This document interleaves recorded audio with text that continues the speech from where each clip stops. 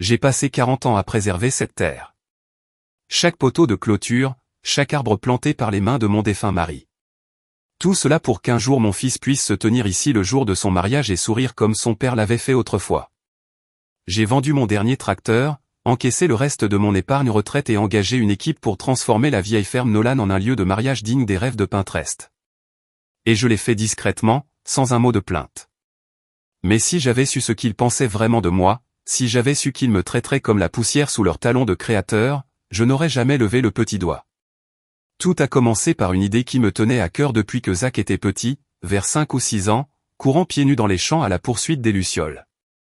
Il m'a dit un jour, « Maman, un jour, je vais me marier ici, dans ce champ. » Ce souvenir m'est resté gravé dans la mémoire comme le soleil sur ma peau en été. Pendant des décennies, j'ai entretenu cette terre. Malgré les hivers rigoureux et les saisons sèches, malgré les impôts fonciers et les offres des promoteurs, j'ai refusé. Je me suis accroché, non pas pour le profit, mais par sentiment, pour Zach, pour un avenir qui, je l'imaginais, m'inclurait. Quand il m'a annoncé son mariage, je n'ai même pas attendu qu'il me le demande. J'ai offert le terrain et chaque centime qu'il me restait sur mon compte. Transformons-le en quelque chose de beau, ai-je dit. Un endroit où ta nouvelle vie commencera. Zach a souri, cette même fossette sur la joue gauche qui lui donnait l'air d'avoir 5 ans, et a dit « Merci, maman. Megan va adorer ça. » C'était la première fois que j'entendais son nom prononcé comme un hymne. J'ai rencontré Megan quelques mois plus tard. Elle était tout en longs cils, sourire soigné et commentaires acerbes déguisés en compliments. Cet endroit a du potentiel, m'a-t-elle dit en entrant sur mon porche, bottes blanches et créole dorée, si on arrive à le moderniser. J'ai balayé l'idée. Peut-être avait-elle simplement besoin de temps pour s'adapter. Peut-être n'avait-elle pas grandi entourée de boue et de noyers. Peut-être. J'ai engagé des entrepreneurs pour tondre, niveler et graveler le long chemin de terre qui menait autrefois le bétail. J'ai fait appel à de vieux amis de l'église pour repeindre la grange. J'ai fait appel à un traiteur local spécialisé dans les barbecues fermiers et l'été sucré. J'ai même fait des folies en faisant appel à une entreprise de toilettes mobiles qui pouvait installer des remorques de luxe derrière la grange. Tout cela venait de moi. Je n'ai jamais conservé de reçu pour les brandir à la figure de qui que ce soit. Je n'avais pas besoin de reconnaissance. Je voulais juste que mon fils ait son moment. Chaque fournisseur, chaque contrat, chaque paiement à moi. Le total s'élevait à un peu moins de 38 000 $, que j'ai prélevé sur le peu qui restait de mon compte de retraite après le décès de Jacques.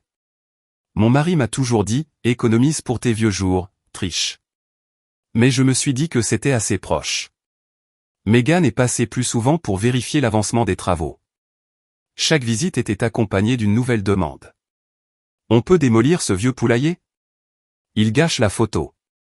Ou encore, il va falloir repasser l'extérieur de la grange au nettoyeur haute pression. Il a encore cette odeur de vieux.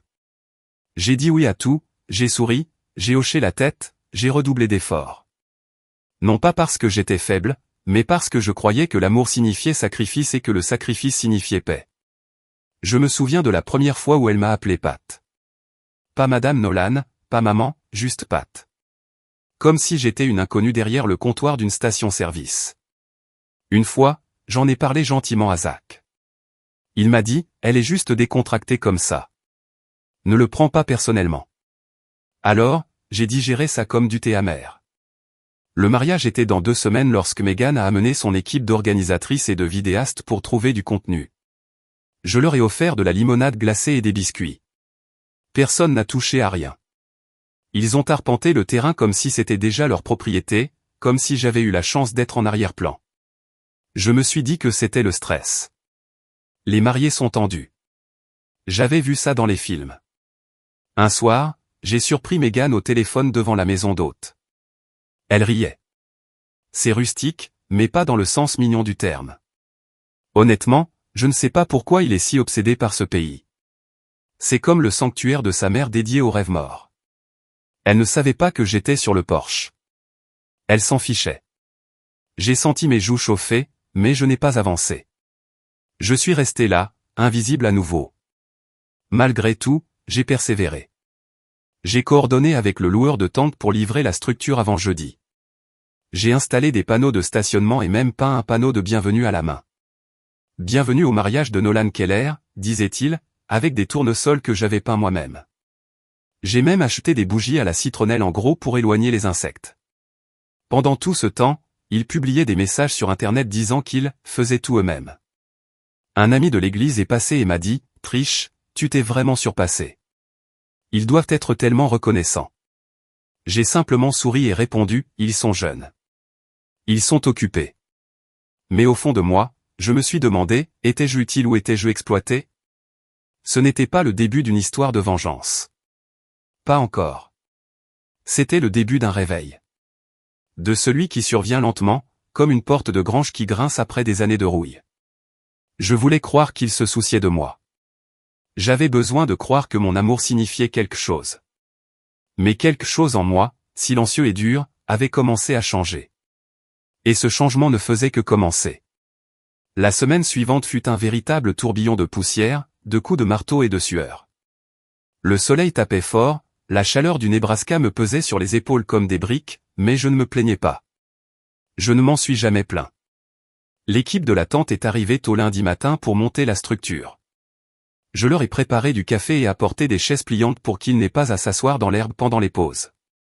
Megan est arrivée en retard, comme d'habitude, chaussée de sandales compensées et d'une combinaison ample, sirotant un verre géant avec une paille, comme si elle était en vacances. Elle est sortie de la voiture, a regardé autour d'elle, puis a dit « On peut faire pivoter la tente ?» La lumière ne l'éclaire pas correctement pour les photos. J'ai cligné des yeux. La faire pivoter. Ouais, a-t-elle fait un signe de la main dédaigneux, comme la décaler d'environ 30 degrés, pour qu'elle soit face aux chênes plutôt qu'à la grange. J'ai regardé les hommes en plein marteau, puis je les regardais. Le cadre est déjà en terre, ma belle. Il faudrait tout démonter et tout recommencer. Elle a soupiré. Ça ne rendra pas bien sur les photos si on le laisse comme ça. J'ai jeté un coup d'œil à Zach. Il se tenait à quelques mètres de moi, les yeux rivés sur son téléphone, faisant semblant de ne pas entendre. J'ai fait un signe de tête à l'équipage, puis à Megan. On verra bien ce que ça donne une fois le soleil couché. Elle a levé les yeux au ciel. D'accord, mais si c'est raté, il faudra tout refaire. Ce soir-là, j'ai réchauffé les restes de soupe et je me suis assise seule sur la véranda. Le soleil se couchait derrière les arbres, projetant cette lumière dorée qu'elle désirait tant. C'était magnifique. Ça l'avait toujours été. Je n'avais pas besoin d'appareil photo pour le savoir. Le lendemain, elle a amené ses demoiselles d'honneur, toutes vêtues de chemises coordonnées avec l'inscription « Tribu de mariés », toutes maquillées comme si elles tournaient une publicité. Elles étaient bruyantes, riaient, posaient et filmaient. Je suis resté en retrait, ratissant le gravier de l'allée pour éviter que les invités ne trébuchent sur les irrégularités. L'une des demoiselles d'honneur a regardé et a demandé « Est-ce le jardinier ?» Non, dit Megan. C'est la mère de Zach. Elle est juste sur le terrain. J'ai arrêté de réfléchir un instant, la douleur de ce mot me serrant la poitrine. Juste la femme qui l'a nourri quand il avait la grippe. Juste la femme qui a fait des heures supplémentaires quand Jacques a eu un cancer.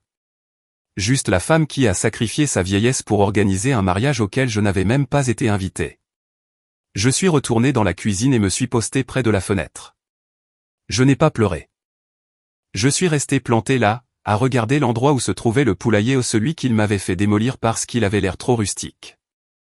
Et vous savez quoi? Laissez-moi m'arrêter un instant et vous demander, avez-vous déjà ressenti cela? Ce moment où votre enfant est juste à côté de vous, mais où vous ne vous êtes jamais senti aussi loin.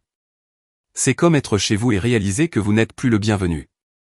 Si vous avez déjà vécu cela, j'espère que vous savez que vous n'êtes pas seul. 2 soirs avant le dîner de répétition, Megan m'a dit qu'elle avait engagé un fleuriste pour sublimer l'espace. Je lui ai rappelé que j'avais déjà planté des tournesols autour de l'arche, comme Zach les adorait. Elle a souri légèrement et m'a dit, c'est joli, mais c'est un peu typique d'une petite ville. J'ai ri, même si ce n'était pas drôle. Il venait de mon jardin. Je sais, dit-elle, avant d'ajouter rapidement, il nous faut juste quelque chose de plus soigné. Tu sais, quelque chose qui ressorte à la caméra. J'ai hoché la tête, mais quelque chose en moi s'est estompé. Pas à cause des fleurs, ni même à cause du renvoi. C'est qu'elle ne l'a pas vu. Rien. Ni l'effort, ni l'intention, ni l'amour au juste de la saleté et des désagréments. Mercredi, Zach et Megan ont tenu leur dernière réunion d'organisation de mariage avec l'organisatrice sur mon porche. Ils ne m'ont pas invité. Je les ai entendus discuter du nombre de bougies et du pliage des serviettes pendant que j'étais à l'intérieur, essuyant les plans de travail de la cuisine comme une bonne chez moi. Plus tard, j'ai demandé gentiment à Zach, « Tu penses que je pourrais dire quelques mots pendant la réception? Juste un petit mot ?» Il a hésité. Je crois que Megan a déjà un programme prévu. On pourrait peut-être te trouver une place entre les toasts. Entre les toasts? Comme un petit numéro, comme un petit quelque chose qu'on glisse pendant que les invités se resservent. J'ai souri et j'ai dit d'accord, parce que c'est ce que j'ai toujours fait. Sourire et dire d'accord. Ce soir-là, je suis retourné à la grange, j'ai vérifié les glacières et vérifié que le congélateur contenait suffisamment de glace. Assis sur le vieux banc construit par Jacques, j'ai contemplé ce que nous avions accompli pas seulement cette semaine, mais cette vie, ces décennies de travail, de sueur et de sacrifice. Et maintenant, c'était une scène pour ceux qui ne me voyaient pas. Pas vraiment. Pour eux, j'étais une aide, mais pas pour longtemps. Le dîner de répétition était prévu pour le vendredi soir, la veille du mariage. Ils voulaient quelque chose de simple mais élégant, ce qui se traduisait par une tente blanche illuminée de guirlandes lumineuses et de longues tables en bois recouvertes de chemins de table en dentelle et de centres de table en gypsophile. J'ai passé toute la matinée à balayer l'allée, à accrocher des lanternes et à m'assurer que le stand de limonade était bien approvisionné. Pas un seul merci. À 16 heures, la cour était remplie de rires et de musique douce. Megan était déjà en talons, les cheveux parfaitement bouclés, et prenait des photos de groupe avec ses demoiselles d'honneur devant la grange. Quelqu'un demanda où était Zach, et elle rit, il aide probablement Pat à chasser les poules. Tout le monde rit. Moi non. Il n'y avait pas de poules. Je les avais placées dans un nouveau foyer 2 semaines auparavant, à sa demande. Les invités étaient assis et quelques personnes se mêlaient autour du bar ouvert que j'avais aménagé. Il ne faisait pas encore nuit, mais je sentais déjà la tension sous les lumières scintillantes. Je déambulais silencieusement, ramassant les emballages plastiques, ajustant les chaises pliantes, époussetant la table des boissons. Il ne s'agissait pas de contrôler. Il s'agissait de veiller à ce que tout soit beau pour eux. Et puis c'est arrivé. Je traversais la pelouse pour remplir le distributeur de thé, en prenant soin de ne pas renverser le plateau de bocaux maçonnes que je tenais dans mes mains, quand la voix de Megan a coupé la musique. « Pat, tu sèmes de la boue partout dans la tente. » Les bavardages se sont arrêtés. Les conversations ont baissé. Toutes les têtes se sont tournées. Je me suis arrêté à mi-chemin, j'ai baissé les yeux. Effectivement, il y avait quelques particules de terre provenant de mes chaussures, probablement du carré de jardin près du portail latéral. Je viens de nettoyer ce tapis, dit-elle sèchement, les bras croisés. Franchement, si tu n'es pas propre, tu ne devrais peut-être pas passer par ici. Quelqu'un toussa gêné. Je regardais Zach, debout juste derrière elle, un verre à la main. Il ne dit pas un mot. Il ne me regarda même pas. Le plateau tremblait dans mes mains, mais je le serrais plus fort. J'apportais juste des verres, dis-je d'une voix à peine audible. Megan se tourna vers son organisatrice et dit, assez fort pour que tout le monde l'entende, elle pourrait peut-être aider dehors, par exemple au parking. L'organisatrice m'adressa un sourire pincé et se détourna. Je restai planté là, comme un domestique coincé dans une mauvaise pièce. Mes bras étaient plus lourds que jamais. Je me retournai lentement et traversai la pelouse en direction de la maison, le cœur battant à tout rompre. Cette nuit-là, j'étais assise au bord de mon lit, mes chaussures aux pieds, mon tablier toujours noué, les mains jointes sur mes genoux, comme si je ne savais pas quoi en faire. Mon corps me faisait mal, mais ce n'était rien comparé à ce que je ressentais dans ma poitrine. Ce n'était pas Megan. Ce n'était pas son ton, ni ses paroles, ni son manque absolu de grâce. C'était Zach. Il se tenait là. Il ne disait rien. Laissait faire. Ce silence était plus criant que tout le reste. Je pensais qu'élever un homme bien signifiait lui donner tout son amour. Mais parfois, tout cet amour leur apprend à accepter. Je suis allé à la cuisine, me suis servi un verre d'eau et me suis posté près de la fenêtre arrière. Les guirlandes lumineuses scintillaient encore dans la cour. Des rires résonnaient dans la grange. Ils faisaient la fête sur une terre que j'avais protégée, améliorée et offerte. Ils faisaient la fête pendant que j'étais assise dans le noir. J'ai sorti le tiroir où je rangeais mes dossiers, étiquetés par onglet, traiteur, tente, location, digi, éclairage, fleurs, toilette. Je les ai feuilletés un par un, mon nom, ma signature, mes chèques. Ils n'avaient pas payé un centime. Pas un seul centime. Je n'étais pas invité à prendre la parole. Je n'étais pas le bienvenu à la table d'honneur. Je n'avais même pas le droit de traverser la pelouse sans être traité comme un perturbateur. Et pourtant, ils s'attendaient à ce que je sourie, que j'acquiesce, que je m'efface discrètement. Ce moment près du distributeur de thé n'était pas un lapsus. C'était la vérité transparaissant dans la perfection Instagram. Je n'étais pas la mère du marié. J'étais la jardinière, la banque, l'ombre. Il pourrait retoucher plus tard. J'ai remis les dossiers dans le tiroir et je les refermais délicatement. Puis j'ai éteint la lumière du Porsche. Qu'ils fêtent ça. Ils auraient bientôt une surprise. Je n'ai pas dormi cette nuit-là. J'ai essayé. J'ai enfilé mon pyjama, me suis brossé les dents, et tiré les couvertures jusqu'au menton comme si la routine allait m'apporter la paix. Mais ça n'a pas marché. Mon corps était immobile. Mon esprit était agité. Les mots que Megan m'avait lancés, si tu n'arrives pas à te tenir propre, tu ne devrais peut-être pas passer par ici du tout, tournaient en boucle dans ma tête. Mais plus fort que sa voix, le silence qui suivit. Zach ne dit pas un mot. Il ne broncha même pas. Il laissa faire, comme si j'étais une chaise de jardin déplacée. À 3h17, je me suis levé et j'ai marché pieds nus jusqu'à la cuisine. Le sol était froid. L'air sentait encore le cirage au citron, provenant des plans de travail que j'avais essuyés plus tôt dans la journée. La tente de mariage, à l'extérieur, brillait encore faiblement, comme dans un conte de fées auquel je n'appartenais plus. Debout à la fenêtre, les bras croisés, je regardais les silhouettes du personnel de restauration emballer les restes. Les rires avaient disparu. La chaleur de l'événement s'était estompée depuis longtemps. Il ne restait plus que le nettoyage et moi.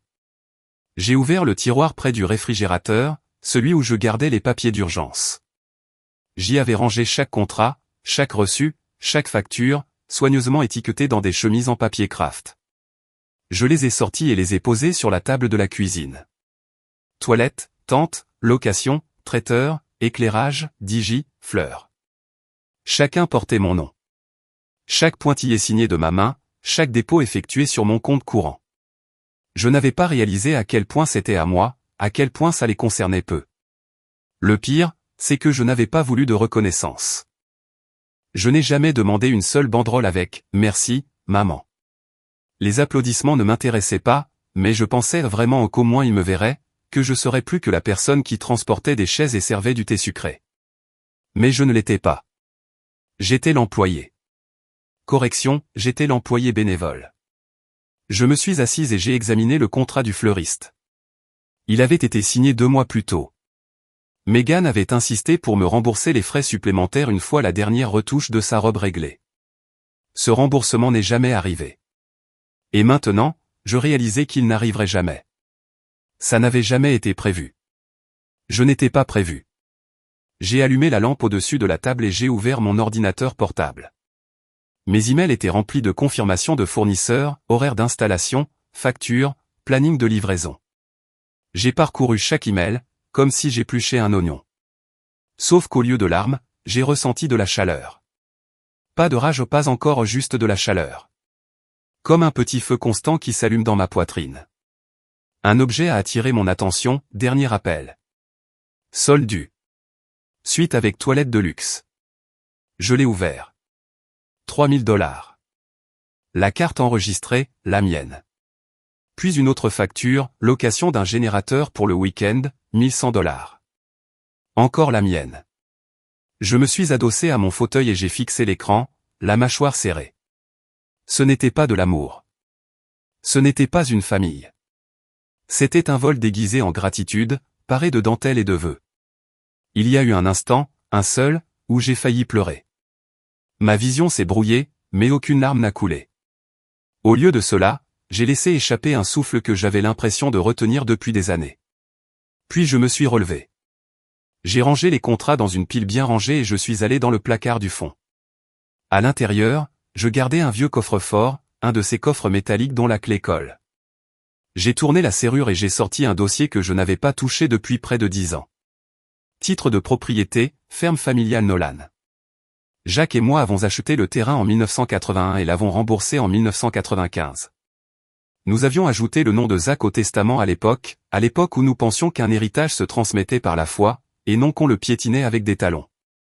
J'ai pris le téléphone et appelé Dan Turner, notre avocat de longue date et voisin à 2 maisons de là. La sonnerie retentit 2 fois avant que sa voix groggy ne réponde. « Patricia, tout va bien ? Je dois transférer un titre de propriété, dis-je aussitôt. Il marqua une pause. « C'est à propos du mariage ? » « Non, » répondis-je calmement. Il s'agit de s'assurer que le terrain arrive entre de bonnes mains.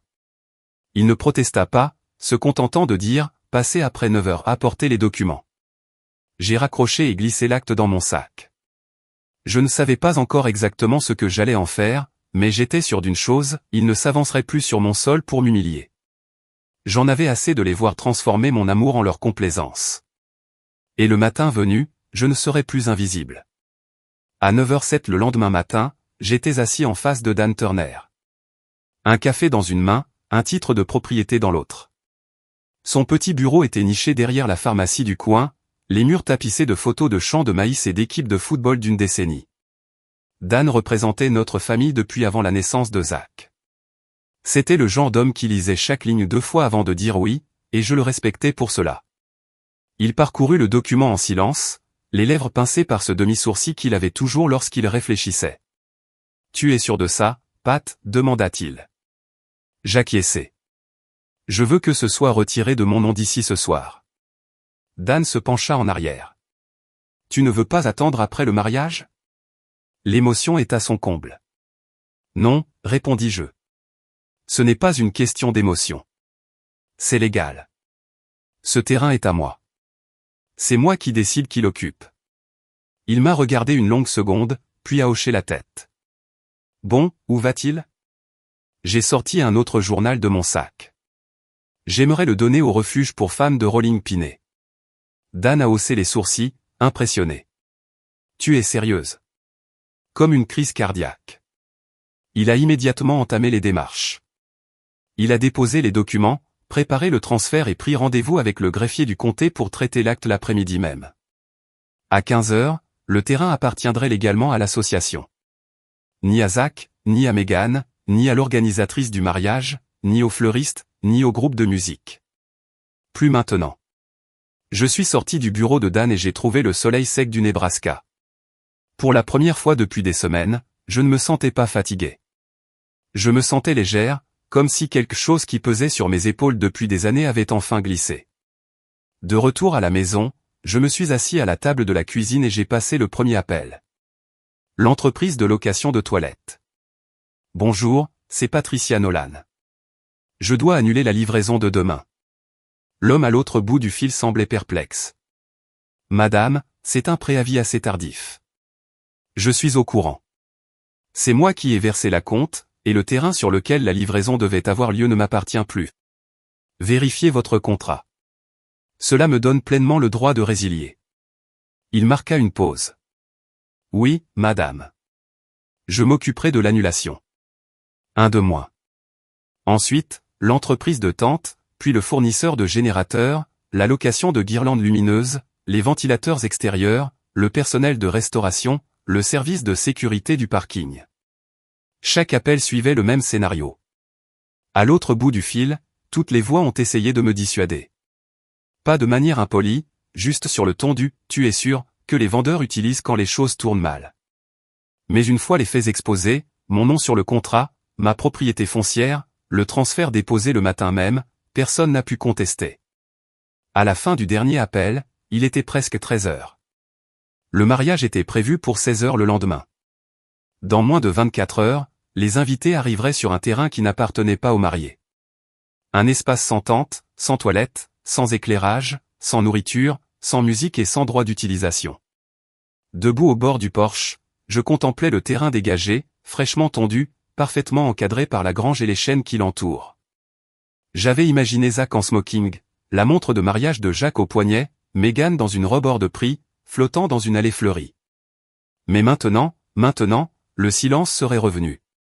Peut-être que quelques oiseaux se poseraient sur la tonnelle vide, se demandant où était passée la musique. Je descendis les marches et retirai lentement chaque panneau peint à la main que j'avais planté le long du chemin. Bienvenue au mariage de Nolan Keller. Disparu. Le bonheur pour toujours commence ici, disparu. Chaque pieu en bois glissait du sol comme s'il n'avait jamais été là. J'ai chargé les pancartes à l'arrière de mon camion et me suis dépoussiéré les mains. Puis je suis entré, je me suis servi un verre de thé glacé et je me suis assis à la table où tout avait commencé. La pile de factures annulées était posée à côté de moi, comme des témoins silencieux. Pas de cris, pas de larmes, pas de drame. Juste des signatures, de l'autorité et du silence. Le genre de silence qui naît de la reconquête de quelque chose qui n'aurait jamais dû être pris. Vers 15h30, j'ai reçu un SMS de Zach. Zach, 15h31, et « Maman ». Megan demande si les toilettes arrivent tôt ou juste avant les invités. Je n'ai pas répondu.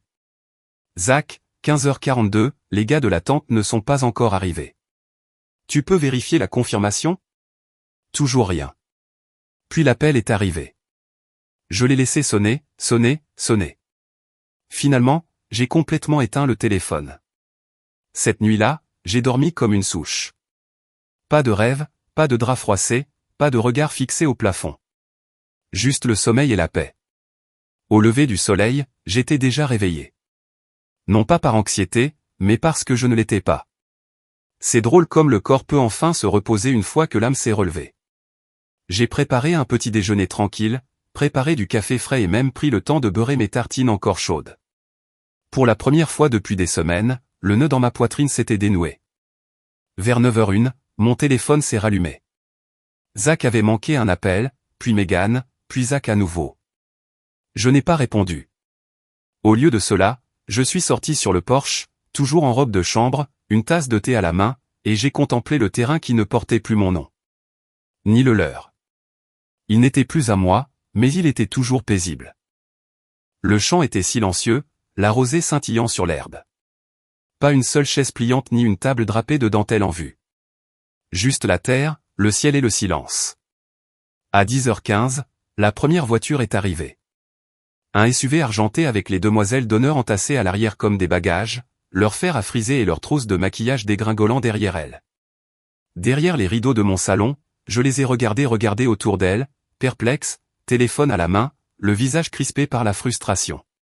Ils attendaient, envoyant des SMS, appelant, mais personne ne venait.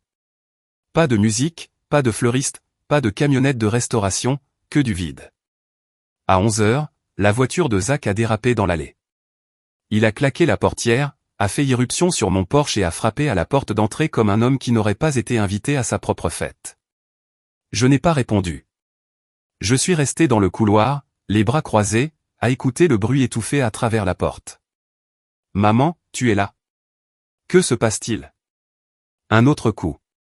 Maman, on n'a ni tente ni nourriture. Que as-tu fait?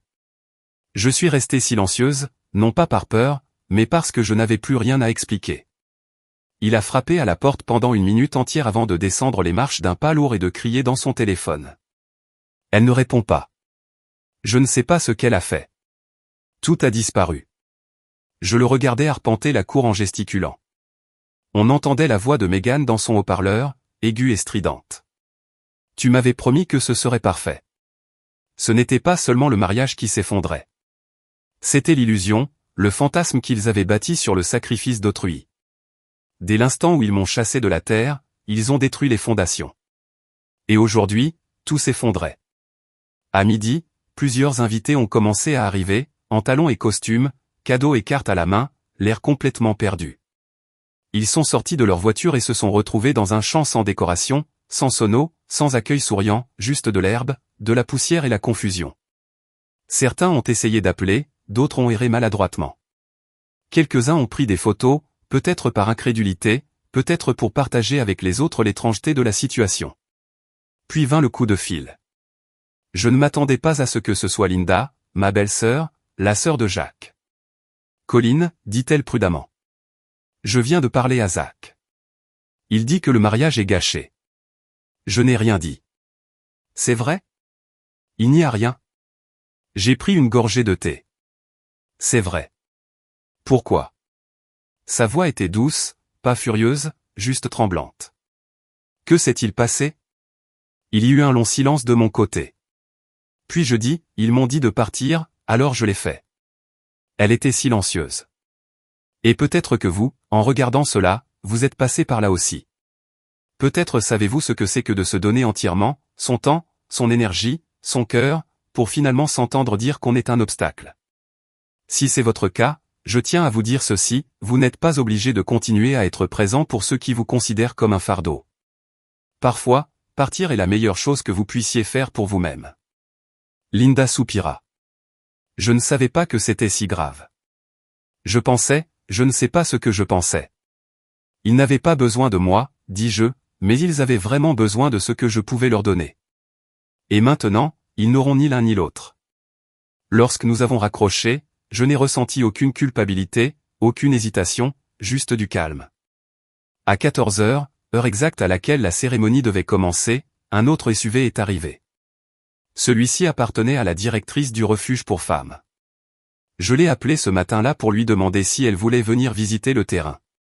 Elle est sortie en souriant, un presse-papier à la main et des chaussures de randonnée. Nous nous sommes serrés la main. C'est magnifique, dit-elle. Tu es sûr de vouloir t'en séparer? Je l'ai déjà fait, ai-je répondu. Je voulais juste que quelqu'un l'apprécie.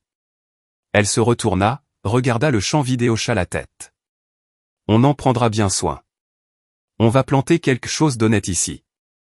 Et comme ça, la terre prit une nouvelle vocation. Non plus une scène pour des robes d'emprunt et des sourires artificiels, mais un lieu de guérison, de reconstruction, de nouveau départ. Lorsqu'elle est partie, je me suis retrouvé pieds nus dans l'herbe, le visage baigné de soleil. Le bruit, la panique, le chaos du mariage. Tout s'est estompé. Ils avaient choisi de m'humilier sur une terre que j'avais autrefois cultivée avec amour. Alors, j'ai donné cette terre à quelqu'un qui en connaissait la valeur. Ils sont entrés dans le silence et j'ai finalement trouvé la paix. Le lendemain du mariage qui n'a jamais eu lieu, je me suis réveillé dans un monde étrangement calme. Pas de bourdonnement de téléphone, pas de pas sur le gravier, pas de coups sur le porche. C'était comme si la tempête était passée et avait tout emporté avec elle. Je me suis servi une tasse de café frais, j'ai ouvert les fenêtres et j'ai laissé la brise de fin juin souffler dans la maison. Les oiseaux gazouillaient comme si de rien n'était. La grange était immobile, impassible. La terre n'était plus à moi, mais pour la première fois depuis longtemps, j'avais l'impression de pouvoir enfin respirer dessus. Je m'attendais à de la colère, des représailles, peut-être même à ce que quelqu'un vienne hurler à ma porte. Mais au lieu de ça, le silence a duré 2 jours entiers. Pas un mot de Zach, pas même un texto. Je me suis occupé. J'ai nettoyé l'abri de jardin de Jacques, et j'ai enfin donné les vieilles bâches et les râteaux cassés qui prenaient la poussière. J'ai replanté le bac à herbes aromatiques devant la fenêtre de la cuisine. Basilic, thym, romarin. Il y avait quelque chose de bien dans le fait de nourrir de nouvelles choses. Le 3e jour, une petite enveloppe est arrivée dans la boîte aux lettres. Pas d'adresse de retour, juste mon nom écrit de la main de Zach. Je l'ai apporté à l'intérieur, me suis assise à la table à manger et l'ai contemplé un moment avant de l'ouvrir. Maman, je ne sais même pas par où commencer. Megan est furieuse. Sa famille est humiliée. Elle dit que ses amis appellent ça le désastre de Dusty Creek. Je lui ai dit que je n'étais au courant de rien. Que je ne t'avais pas demandé de tout annuler. Que je ne pensais pas que tu ferais une chose pareille. Je suppose que je n'y ai juste pas réfléchi. Elle dit qu'on devrait déménager à Denver, prendre un nouveau départ. Sa tante nous a proposé un endroit où rester un moment. Je ne sais pas si je t'écris pour m'excuser ou pour m'expliquer. Peut-être les deux. Peut-être aucun. Tu me détestes probablement. Bref, on ne t'embêtera plus. Avec. J'ai plié soigneusement la lettre et l'ai remise dans l'enveloppe. Puis je l'ai glissée dans le tiroir du bas du bureau de Jacques, sous de vieilles factures d'électricité et des certificats de naissance. Pas par colère, juste parce qu'elle n'avait plus besoin d'être revue. Je ne le détestais pas, mais je ne le reconnaissais plus non plus. Le garçon que j'ai élevé avait les genoux rugueux et le cœur tendre. Il s'asseyait sur les marches du porche, mangeait du beurre de cacahuète directement du pot, posait des questions sur le fonctionnement des orages, pleurait pendant les vieux westerns quand les chevaux se blessaient. L'homme qu'il est devenu est resté silencieux pendant que sa mère était publiquement humiliée. Ce genre de silence ne vient pas de nulle part. Il s'est développé, nourri par des années de droit acquis, encouragé par la commodité. Je l'avais laissé grandir. Je l'avais arrosé en croyant que c'était de l'amour. C'est une vérité dure à avaler. Dimanche, je me suis de nouveau dirigé vers la boîte aux lettres, sans rien attendre en retour. Mais elle était là, une enveloppe rose pâle cette fois, épaisse et visiblement chère. Je connaissais l'écriture. C'était Megan. Colin, tu as tout détruit. Je ne sais pas quel était ton plan. Vengeance, attention, un test de loyauté tordu, mais félicitations. Tu as été clair et net. Zach est brisé. Je suis brisé. Nos amis nous prennent pour une blague. On a perdu des acomptes. Les vendeurs menacent de poursuites judiciaires. Mes parents refusent de me parler. Et toi? Tu restes là, comme une victime. Tu aurais pu simplement dire non. Tu aurais pu nous dire ce que tu ressentais. Mais non, tu as attendu la dernière minute pour nous couper l'herbe sous le pied. Quel genre de mère fait ça?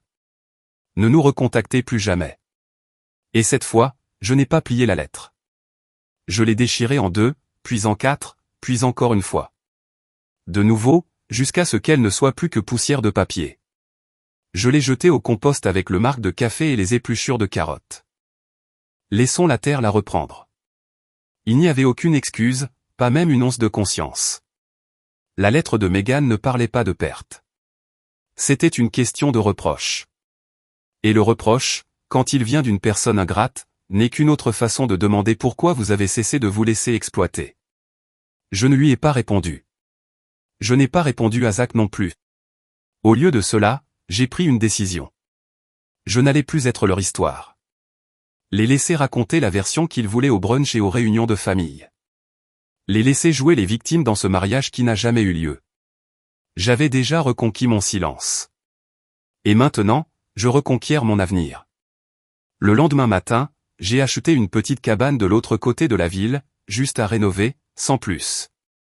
Elle avait une cheminée en pierre, un jardin modeste et, surtout, le calme. Elle était située près d'un petit lac entouré de pins qui murmuraient au lieu de juger. Quand la vendeuse m'a demandé si je voulais inscrire la ferme Nolan comme résidence principale, j'ai souri. Non, j'ai dit, ce chapitre est clos. Parce que maintenant, plus d'appels, plus de drames, plus de mamans, juste moi. 3 semaines passèrent.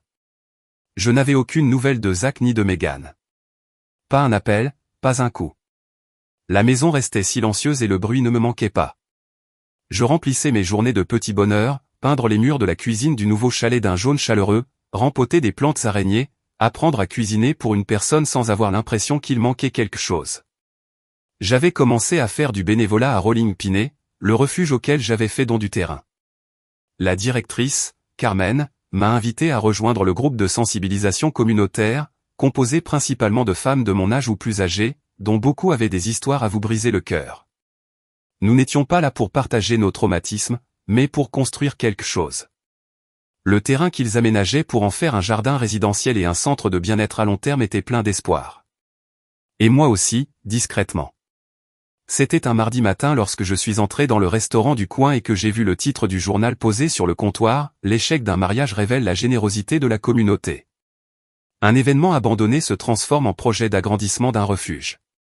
Je l'ai ramassé, les mains légèrement tremblantes, non pas par nervosité, mais plutôt par incrédulité. Une photo du champ, maintenant parsemé d'outils de jardinage et de bénévoles souriants, s'étalait sur le pli. En dessous, une photo de Carmen brandissant l'acte de propriété que j'avais signé quelques semaines plus tôt. Mon nom n'était pas mentionné, juste une citation, un habitant du quartier a fait don de ce terrain à un moment crucial, privilégiant la guérison plutôt que l'histoire. Nous sommes honorés de transformer cet espace en un lieu qui élève ceux qui ont été oubliés. J'ai souri. Pas de celui qui étire le visage, mais de celui qui vous fait monter la pression. J'en ai acheté 2 exemplaires, un pour moi et un autre que j'ai laissé sur le banc devant l'agence immobilière, plié en 2, juste au-dessus de l'article. Plus tard dans l'après-midi, Carmen a appelé. « Tu vas peut-être attirer l'attention », a-t-elle dit en riant à moitié. 3 journalistes nous ont contactés aujourd'hui pour demander qui a fait don du terrain. Tu es sûr de ne pas vouloir que ton nom y figure? Non, merci, dis-je doucement. Ce n'est pas à propos de moi. Plus maintenant. Mais la ville était petite. Et les ragots, même chuchotés gentiment, se propageaient comme une traînée de poudre. Le lendemain, j'ai reçu une lettre. Celle-ci n'était ni de la main de Zach ni de celle de Megan. Elle venait de Karen, la mère de Megan. Colin, je sais que nous n'avons pas toujours été d'accord, et honnêtement, j'ai dit des choses que je regrette, mais je voulais juste dire que j'ai vu l'article et que je sais ce que tu as fait. Tout. Tu as élevé Zach avec plus de grâce qu'il n'en a jamais montré. Tu as donné plus que ce qu'une mère devrait donner. Et même après t'avoir mise à terre, tu as quand même choisi de relever quelqu'un d'autre. Pour ce que ça vaut, je suis désolé, Karen. J'ai lu la lettre 2 fois. Karen avait toujours eu la langue bien pendue, le genre de femme qui se vantait plus qu'elle n'écoutait, mais là, c'était différent. Il y avait de l'humilité dans l'encre, et peut-être même de la honte. J'ai posé la lettre près de ma tasse de thé et j'ai longuement regardé par la fenêtre. Le problème avec le fait d'être effacé, avec le fait de voir sa valeur niée, c'est que parfois la seule façon de s'élever est d'arrêter d'essayer d'être vu par ceux qui refusent de regarder et de briller plutôt devant ceux qui comprennent vraiment ce que signifie être invisible. Cette semaine-là, j'ai été invité à prendre la parole au brunch féminin de Rolling Pinet. Rien d'extraordinaire, juste une table pliante avec du café et des muffins, et un petit micro qui ne cessait de couper. Je me tenais devant, les mains fermes, la voix calme. Je ne suis pas ici pour te raconter ce que j'ai perdu, commençai-je. Je suis ici pour te dire que tu ne peux pas perdre ce qui ne t'a jamais vraiment appartenu. Mais tu peux retrouver la part de toi qu'ils ont essayé de te voler. Ton calme, ta fierté, ta valeur. Quelques femmes au fond essuyèrent leurs larmes. Une femme nommée Teresa leva la main et demanda, « Comment pardonner à ceux qui ne s'excusent jamais ?» J'ai pris une inspiration. « Tu ne le feras pas, ai-je dit. Arrête simplement de leur réserver une place dans ton avenir. » Ils ont applaudi, pas fort, mais avec ferveur, non pas parce que j'étais un héros, mais parce que j'étais l'un d'entre eux. À la fin du brunch, une femme de mon âge s'est approchée et a posé sa main sur la mienne. « Ils réaliseront un jour ce qu'ils ont perdu, a-t-elle dit. Mais d'ici là, tu n'auras plus besoin d'excuses. » J'ai souri à nouveau, ce même sourire silencieux, parce qu'elle avait raison. Zach et Megan verraient l'article. Ils entendraient les murmures de la ville. Ils observeraient de loin l'endroit qu'ils croyaient leur appartenir se transformer en quelque chose de magnifique, sans leurs empreintes. Et au moment où ils comprendraient ce à quoi ils avaient renoncé, j'aurais déjà construit quelque chose de mieux, quelque chose de silencieux, quelque chose de sacré, quelque chose qui m'appartient. Début septembre, l'air avait changé. On le sentait dès le matin, la brise se faisait plus forte, la lumière devenait un peu plus dorée et moins clémente. À Rolling Pinet, nous avions commencé à préparer le sol pour les cultures d'hiver. Carmen nous avait dit que nous cultiverions de l'ail et du chou vert, et peut-être même des courges d'hiver si le temps le permettait. La vie était devenue stable. Mon nouveau chalet était presque entièrement meublé. Des chaises d'occasion que j'avais poncées moi-même. Une courte pointe que j'avais cousue avec des morceaux des vieilles chemises en flanelle de Jacques. Une étagère légèrement penchée vers la gauche, mais qui contenait tous les bons livres. Un dimanche, je suis passé au Millies Market pour acheter des œufs frais. C'est là que j'ai vu, collé près de la caisse, un prospectus pour un dîner de famille d'automne organisé par les parents de Megan. La photo m'a pris de court. Zach y était, debout avec Megan dans un champ de citrouilles, tous deux souriants. Megan portait une robe orange brûlée. Zach portait un pull bleu marine que je lui avais acheté à Noël il y a 2 ans. La légende sous la photo disait « Rejoignez-nous pour une célébration de la gratitude, de la famille et des nouveaux départs. » Le 8 octobre, Keller Estate, 16h, sur invitation uniquement. J'ai regardé fixement cette phrase « Célébration de la gratitude ». J'ai failli éclater de rire. De retour dans le camion, je suis resté assis un moment, les mains posées sur le volant. Une petite partie de moi, que je n'avais pas encore complètement fait taire, murmurait « Ça aurait dû être toi ». Je n'ai pas contesté. Ce n'était pas mal. Ça aurait dû l'être. Mais je savais aussi maintenant que ce manque de gratitude n'était pas ta faute. C'était la leur. Et honnêtement, avez-vous déjà été exclu de quelque chose par votre propre famille? Un mariage, une fête, un repas de fête. Je veux que vous réfléchissiez vraiment à ce que vous avez ressenti. Car cette douleur, ce vide auquel vous apparteniez autrefois, c'est exactement ce que je contemplais cet après-midi-là. Si cela vous touche de près, vous n'êtes pas seul. Je suis passé par là et j'y ai survécu discrètement. Ce soir-là, je suis rentré chez moi et je me suis préparé à dîner. J'ai mis la table pour une personne, des cuisses de poulet rôti au romarin, de la purée de patates douces et des haricots verts que j'avais pêchés plus tôt dans la journée. J'ai allumé une bougie, non pas par solitude, mais parce que je mérite quelque chose de chaud. Le 8 octobre est arrivé, et je n'y ai pas vraiment pensé jusqu'à ce que les photos commencent à apparaître en ligne. Des habitants de la ville s'étaient identifiés au domaine Keller. Guirlandes lumineuses, longue table en bois dressée sous des sycomores, tout le monde tenant un verre de cidre et souriant. Et les voilà de nouveau, Zach et Meghan, au premier plan, la tête renversée en arrière, le visage rieur, encadré par des lanternes lumineuses et des citrouilles blanches. Quelqu'un avait même légendé leurs photos, regardez cette belle famille. Les parents de Meghan sont vraiment incroyables. Je n'éprouvais ni colère, ni même tristesse. Ce que je ressentais était plus profond, comme regarder quelqu'un d'autre vivre une version de votre vie que vous n'auriez jamais dû voir. Mais ce qui m'a le plus surpris, c'est que ça ne m'a pas manqué. Être assis à cette table, attendre que quelqu'un reconnaisse ce que j'avais construit, ce que j'avais porté, ce que j'avais donné, ne m'a pas manqué, car j'avais déjà appris. Je n'étais pas censé être assis. C'est moi qui ai construit cette foutue table. Et ils m'ont poussé dehors une fois qu'ils ont pensé que c'était assez stable sans moi. 2 jours plus tard, une enveloppe est réapparue. Cette fois, elle n'était pas manuscrite. C'était une carte imprimée. À l'intérieur se trouvait un mot de remerciement brillant avec une bordure dorée. Chers amis et famille, merci d'avoir participé à notre dîner familial d'automne.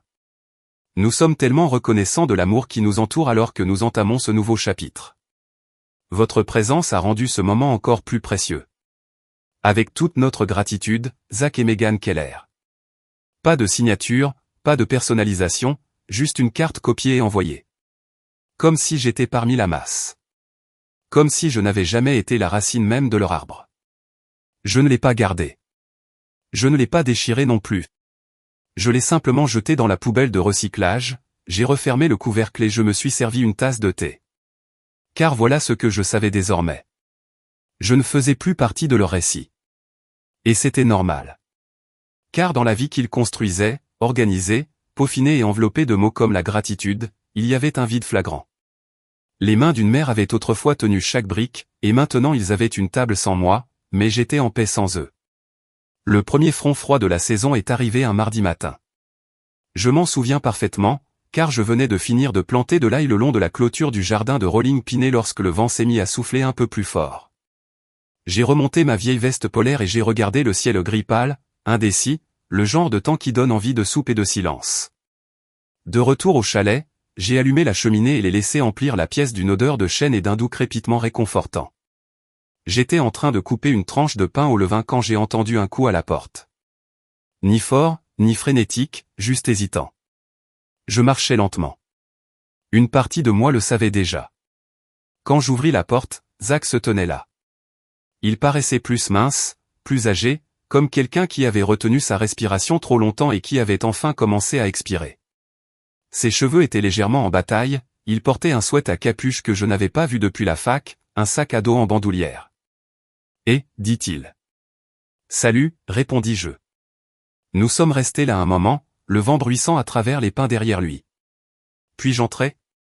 Je marquai une pause, puis m'écartai. Il entra lentement, observant tout autour, s'imprégnant de tout, le parquet en pin, les chaises dépareillées, le silence. Il resta un moment sans rien dire, planté là, comme quelqu'un qui revisite un souvenir d'enfance qui ne lui appartient plus. « Tu as peint ?» dit-il finalement en désignant la cuisine d'un signe de tête. Je l'ai fait. C'est sympa. Merci. Il s'assit à la petite table, celle-là même que j'avais nettoyée la semaine précédente. Je lui servis une tasse de thé sans lui demander son avis. Une vieille habitude, sans doute. Il n'en but pas. J'ai vu l'article, dit-il. À propos du terrain, du refuge. J'ai hoché la tête. Je ne savais pas que c'était ce que tu faisais avec. Tu n'as pas demandé. Il tressaillit un peu mais ne le nia pas. J'ai fait une erreur, maman. Je sais que j'ai fait une erreur. Meghan était bouleversée. Elle voulait que les choses se passent comme elle le voulait. Je pensais maintenir la paix. Tu gardais sa paix, dis-je, pas la mienne. Il baissa les yeux vers la table. Je voulais juste m'excuser. J'ai attendu. Je sais que tu as fait beaucoup pour moi, pour nous, et je sais que nous ne t'avons pas traité comme nous aurions dû le faire ce jour-là, au mariage. J'aurais dû dire quelque chose. J'aurais dû te défendre. Oui, tu aurais dû. Le silence s'installa à nouveau, épais et honnête. J'ai quitté Megan, dit-il soudain. Il y a 3 semaines.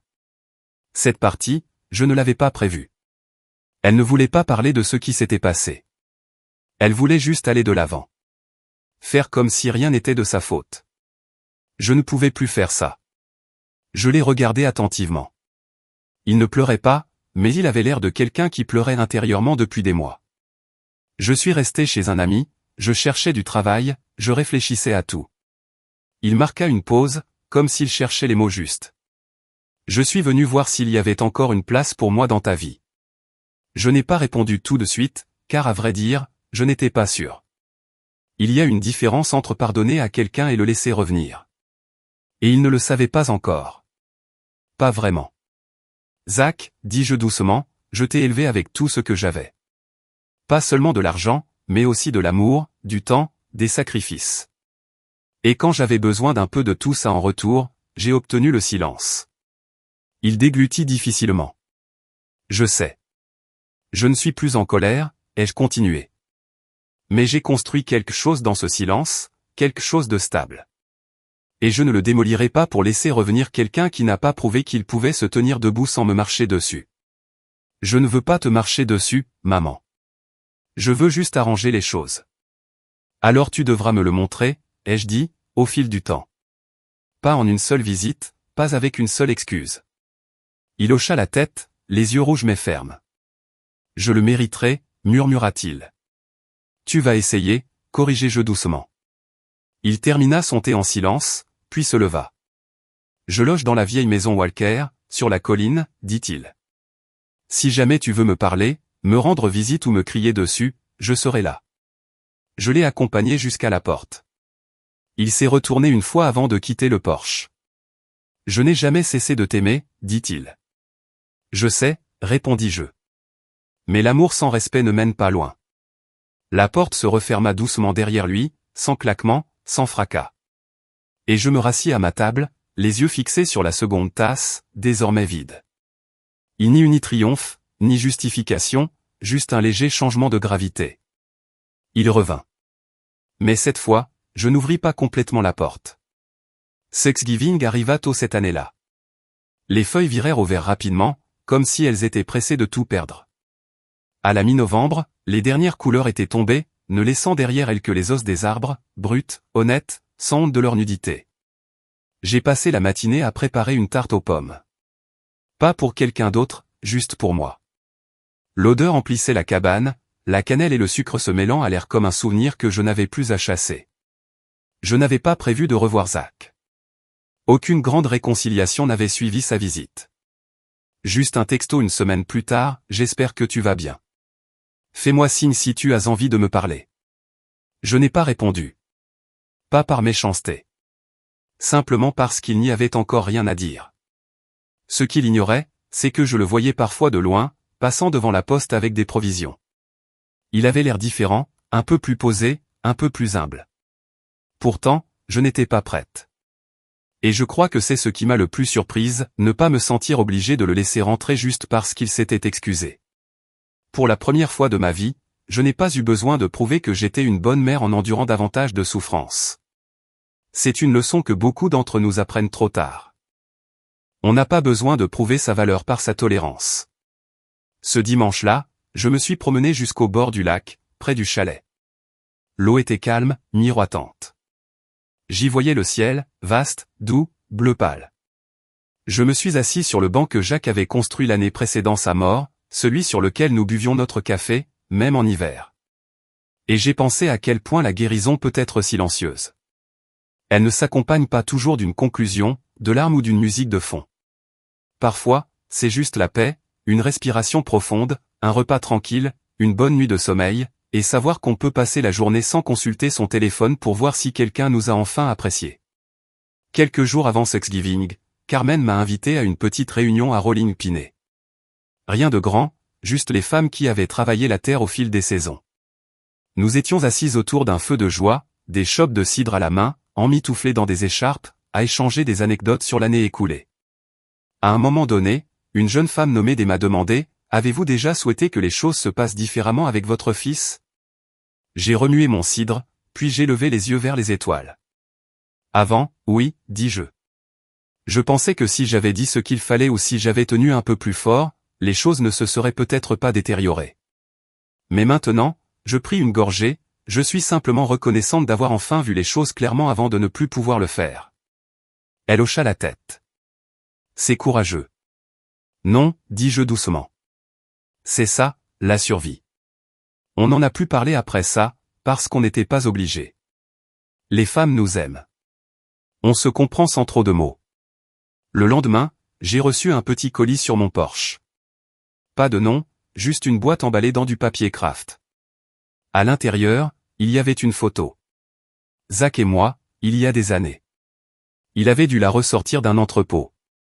Nous étions près de la grange, couverts de terre après la plantation des arbres. Je riais. Il avait un bras autour de mes épaules. Derrière la photo, il y avait un mot. Je me souviens encore de qui nous étions ce jour-là, et j'essaie de retrouver mon chemin vers elle. Vers toi. J'attendrai. J'ai longuement contemplé la photo, puis je l'ai posée sur la cheminée, non pas au centre, mais sur le côté. Un signe de reconnaissance discret, pas un retour complet. Je ne l'ai pas appelé, je ne lui ai pas répondu. Parce que parfois, la chose la plus puissante qu'une mère puisse faire, c'est d'arrêter de courir après, d'arrêter de réparer, d'arrêter de se replier sur elle-même pour le bien des autres, et de vivre, tout simplement. Le jour de Thanksgiving, j'ai préparé une petite assiette, servi un verre de vin et me suis assis près du feu, seul, mais pas solitaire, car j'avais tout ce dont j'avais besoin, chaleur, paix, espace, et absolument rien à prouver. Cette année-là, Noël était doux. Pas de sapin majestueux, pas de fête scintillante, juste une fine couche de givre sur l'herbe chaque matin, une cabane tranquille avec une couronne faite main sur la porte, et le rythme lent d'une vie qui n'appartenait finalement qu'à moi. Je n'ai pas accroché de chaussettes, ni préparé des dizaines de biscuits pour les invités qui ne viendraient pas, mais j'ai allumé une bougie à la cannelle et passé les vieux disques de Noël de Jacques sur le phonographe tout en pliant le linge. J'ai accroché 3 guirlandes lumineuses blanches tout autour de la fenêtre, non pas pour la décoration, mais pour la douceur. La paix s'était installée comme neige, douce, sans prévenir. Puis, le matin de la veille de Noël, j'ai vu une voiture s'arrêter près de la clôture. Une voiture de location, argentée, propre. Zach est sorti. Il n'était pas seul. Megan. Debout à la fenêtre de la cuisine, les bras croisés, je l'ai regardé hésiter près des marches du porche. Il tenait quelque chose emballé dans du papier craft. Elle n'avait rien dans les mains. Je ne bougeais pas. Zach s'approcha, son regard scrutant le petit jardin désormais nu pour l'hiver. Megan suivait, emmitouflée dans un long manteau, l'expression indéchiffrable. Il frappa 2 fois, doucement. J'ai ouvert la porte, mais je ne me suis pas écarté.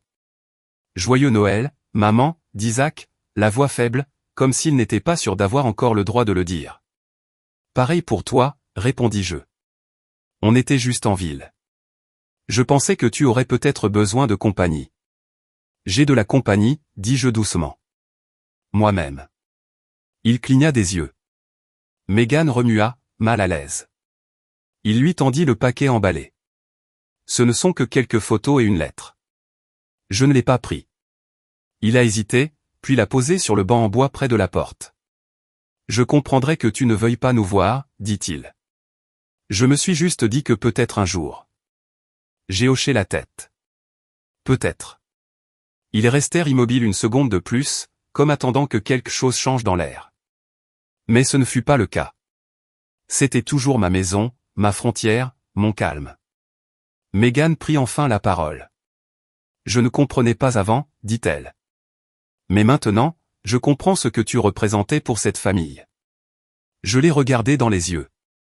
Je n'étais pas censé être compris. J'étais censé être respecté. Elle baissa les yeux. Ils se retournèrent et retournèrent à la voiture. Pas de larmes, pas de drame, juste un silence, celui qui en dit long. J'ai attendu qu'ils partent avant de sortir sur le porche. Le paquet était là, intact. Je l'ai ramassé, je l'ai tenu un instant, puis je l'ai apporté à l'intérieur. Plus tard dans la soirée, Je l'ai ouverte lentement. À l'intérieur se trouvaient des photos d'antan. Zach pour ses 10 ans, moi dans le jardin, Jacques au coin du feu. La lettre était manuscrite, brouillonne, mais sincère, une douce supplication de pardon. Elle ne demandait pas que les choses redeviennent comme avant, mais juste une chance de gagner quelque chose de nouveau. Je l'ai repliée et rangée dans le tiroir avec les autres. Peut-être qu'un jour je répondrai. Peut-être pas. Car la beauté de la guérison silencieuse, c'est qu'elle ne se précipite pas. Elle n'est pas efficace. Elle se poursuit simplement, jour après jour, graine après graine, comme un sol hivernal qui prépare le printemps. Ce soir-là, j'étais assis près du feu avec mon thé, enveloppé dans une douce couverture. Les étoiles brillaient et le vent s'était calmé. Je n'attendais plus personne et je me sentais entier. Non pas parce qu'ils étaient revenus, mais parce que je n'avais plus besoin d'eux. Tout le monde vous regarde, avez-vous déjà donné tout votre cœur, votre temps, votre amour, vos sacrifices, pour finalement être mis de côté par ceux-là même que vous avez élevés? Vous êtes-vous déjà senti effacé, comme si votre valeur était invisible dans votre propre famille? Si on vous a déjà refusé la reconnaissance que vous méritez, vous n'êtes pas seul. Partagez votre histoire dans les commentaires. Nous lisons chacune d'entre elles. Et parfois, le simple fait de savoir que quelqu'un comprend suffit à commencer à guérir. Que feriez-vous si votre enfant revenait après tout ce qui vous a été arrivé, mais que vous n'étiez plus la même personne qui l'attendait? Nous aimerions connaître votre avis.